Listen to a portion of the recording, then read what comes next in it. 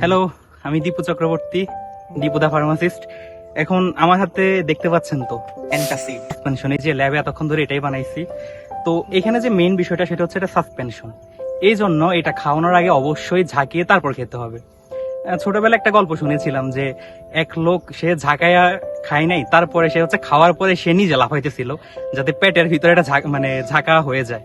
তো এরকম কিছু করা যাবে না, ঝাঁকিয়ে তারপর খেতে হবে।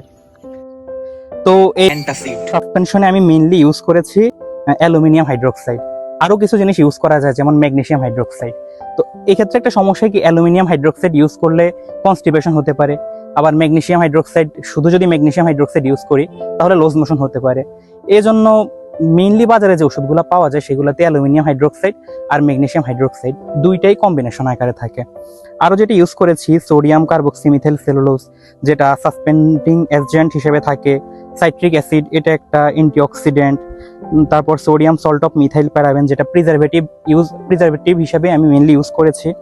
তারপর পিউরিফাইড ওয়াটার, এবং হচ্ছে একটা সুন্দর অ্যাপিয়ারেন্স আসার জন্য কালারিং এজেন্ট, আর দারুণ ঘ্রাণ আসার জন্য আমি ফ্লেভারিং এজেন্টও ইউজ করেছি। আর যাতে টেস্ট আর একটু বেটার হয় এই জন্য সুইটেনিং এজেন্ট হিসেবে আমি এখানে সোডিয়াম স্যাকারিন ইউজ করেছি।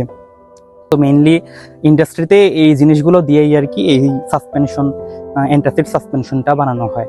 আর অ্যান্টাসিডটা মেইনলি ইউজ করা হয় যখন আমাদের হার্ট বার্ন হয়, অর্থাৎ অ্যাসিডিটির কারণে গলা জ্বালা পোড়া করে, বুক জ্বালা পোড়া করে, টক ঢেকুর হয়, তখনই এই জিনিসটা ইউজ করা হয়।